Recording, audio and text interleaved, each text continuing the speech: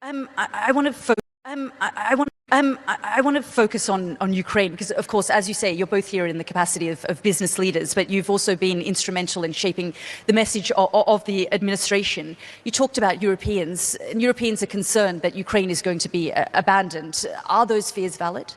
I don't think Ukraine is going to be abandoned, but I think for years, again, it was the same thing as the last answer, which is, well, we want to attack Russia, we want to do this, well, when it comes to actually writing a check ourselves, no, the U.S. is going to do it. The American public doesn't have an appetite for that. Since the invasion of Ukraine, I heard major leaders, Mitch McConnell, the leader of the Senate in the United States, saying, it's the #1 issue for Republicans in the United States. And I say, that's weird. I speak to Republicans all over the country every day, probably far more than Mitch has ever spoken to, despite his 379-year career in politics.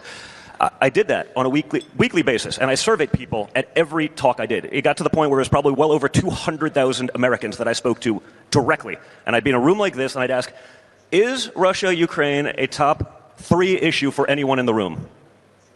Nothing. Is it a top 10 issue for anyone in the room? Is Russia-Ukraine a top 3 issue for anyone in the room?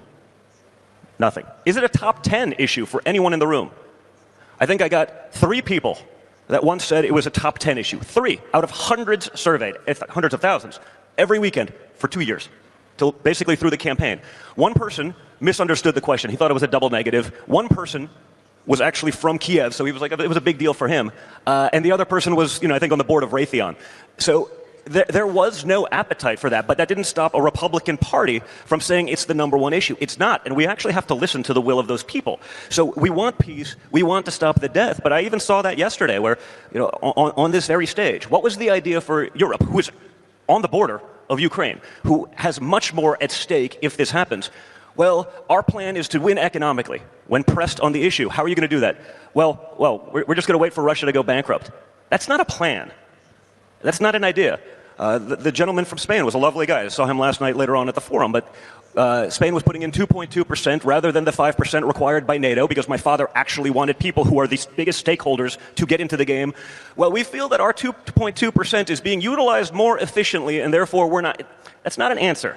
That's not a solution. And again, I understand why they are there, because America has set a precedent for decades that they'll just write the check.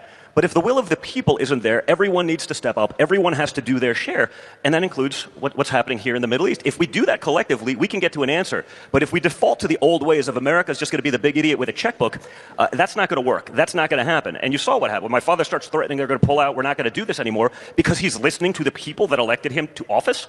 The old ways of America is just going to be the big idiot with a checkbook.